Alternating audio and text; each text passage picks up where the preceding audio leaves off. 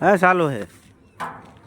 જો મિત્રો આ બધા આપણે સિટી વાળાને આપણે અને સરકારને બધાને કહેવાનું છે કે આ બધાને તાહળીઓમાં દૂધ આવે ને જે ગામડાના ખેડૂત મિત્રો હોય અને પશુપાલન કરતા હોય જે થોડું અને બધાના તાહળીઓમાં દૂધ આવતું હોય રેડું નથી આવતું।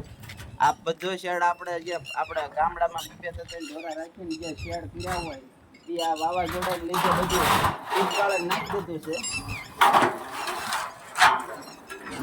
કાકા છોકરાનો જે શેડ છે બધો નાખી દીધો છે।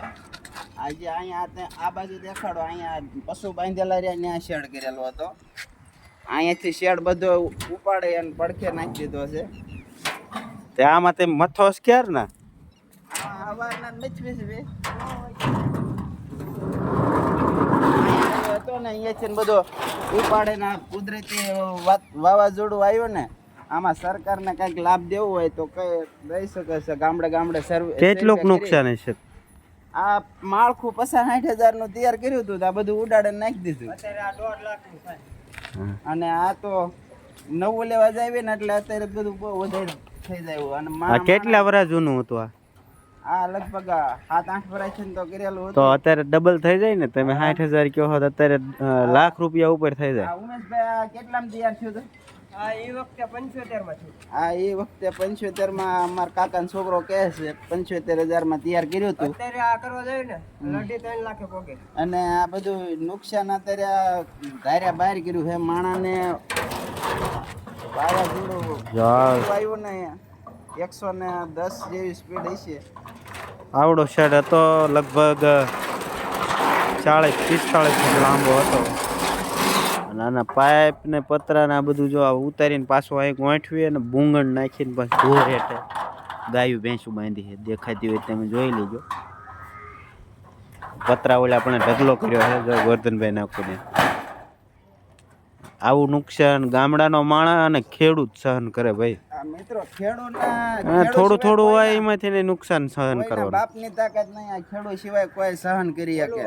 અને તોય ખેડૂતને તો કોઈ પૂરતો ભાવ જો વાડીમાં ઘઉં પકવે કે કોઈ પણ બકાલું પકવે કે પશુપાલનમાં દૂધનો ભાવ નહીં આપણે દેવી તોય એનો ભાવ નથી મળતો। તો આમાં સરકાર જરાક નિર્ણય લે, કારણ કે ખેડૂત કેટલું રાતની દી મહેનત કરતા હોય અને આવી રીતે જો કાલે 4 વાગ્યે વાવાઝોડું આવ્યું હતું, ત્યારના ખેડૂત કોઈ નિરાતે હુઈ નથી ગયો।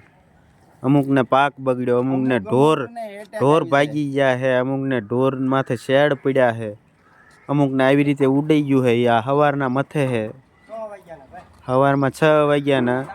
અને આ એમના પશુ પણ જો તમે તડકે અત્યારે જેવો તેવો સાયો કર્યો છે ભૂંગણનો, આવી રીતે આની હેઠે લગભગ 7 થી 8 પશુ 9 પશુ બાંધ્યા છે। આ બધું વિખાઈ જ ગયું છે।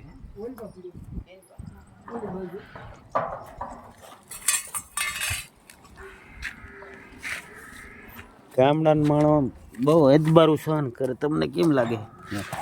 આ રીતે કોઈ સિટીનો માણસ મથતો હોય તો કયો? ખેડૂત મિત્રો આ આપણો વિડીયો બધા ખેડૂત મિત્રોને શેર કરજો અને જેમ બને એમ ઊંધા માથે જ રહેવાનું થાય હો ભાઈ।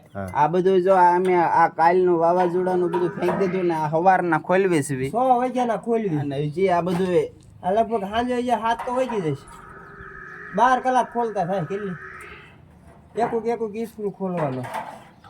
લાઈટ નથી અત્યારે, લાઈટ રહીને એ હાનની વહી ગઈ છે। કાલ દિવસે 4 વાગ્યાની 4 થી 5 ના ગાળામાં ત્યારની જે લાઈટ નથી આવી, એટલે ઇલેક્ટ્રિક વસ્તુનું કંઈ અહીંયા કામમાં આવે એવું નથી।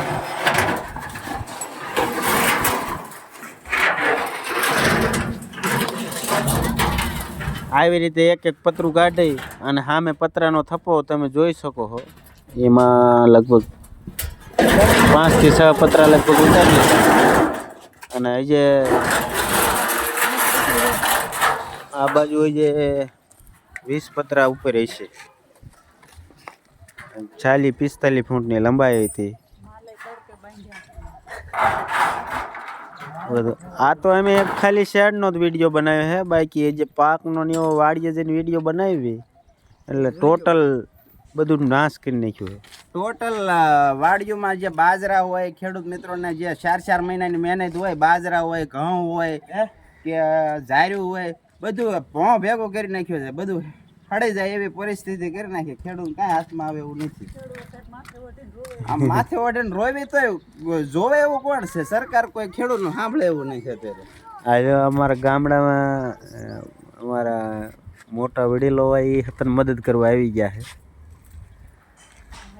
આવી રીતે તો આઈ કે તો મિત્રો આ વિડીયોને એટલો શેર કરજો તો જેથી આ સરકાર સુધી પોગે અને આ કોઈ ગામડે સર્વે કરી અને આવું નુકસાન થયું હોય તો ખેડૂત મિત્રોને સહાય થાય તો બને એટલી સહાય કરે તો ખેડૂતને 2 પૈસા મળે. તો ખેડૂત તો જો કે આમ અત્યારે દાડે કરે એ નહીં સારું, એવી પરિસ્થિતિ ખેડૂતની છે. દાડે કરે એને ચોખ્ખા પૈસા નફો તો મળે. હાલો 300 રૂપિયા કે જે આવે, 300 આવે કે 400 આવે 500 આવે, એને કોઈ ટેન્શન તો નહીં. અને આ તો ખેડૂતને તો બધું આમ માલ પછી પેટમાંથી આમ ઓલા ગોડા બળતરા બોલતી હોય, આ બધું જાજુ ઓલું થતું હોય. આજે ગોરધનભાઈને પોતાને પણ નુકસાન છે, એનો વિડીયો પણ આપણે બનાવશું. એનો પણ વિડીયો નાખવો છે. આજની તારીખમાં નહીં તો કાલે 2 વિડીયો આવી જશે, તમે જોઈ લેજો. 2 વિડીયો એક હારે મૂકવાના છે. એનો પોતાનો વાડીનો નુકસાન, તબેલે જે પાલાના ઢગલા પીડ્યા છે પશુપાલન માટે એનું નુકસાન, એનો વિડીયો બનાવશું. તમને એમ થાય કે આ શેડમાં તો શું વિડીયો બનાવ્યો છે, પણ તમે એ પણ જોઈ લેજો કેટલા રૂપિયાનું નુકસાન છે. તમે અંદાજ તમે પોતે લગાડજો. આવું નુકસાન ગામડાનો માણસ જે ખેતી કરતો હોય ને એ જ ભોગવીએ કે બીજો કોઈ ન ભોગવીએ કે બીજાને તો, કારણ કે વીમા હોય સરકાર તરફથી. એને 5 લાખનું નુકસાન થયું હોય ને તો એ સરકાર પાસેથી 20 લાખ કઢાવી લે. અને ખેડૂત છે ને એ આમાંય તે થોડોક પહેલેથી પાછળ છે એટલે એને એ કાંઈ ખબર હોય નહીં. ખેડૂતને 5 લાખનું નુકસાન હોય ને તો એને 2 લાખ જ દે. 2 લાખ નહીં 50,000 મનાઈ દે. હમણાં આપણે વળતર આપ્યું હતું પાક નુકસાનનું 32,000 રૂપિયા આપ્યું હતું, બરોબર.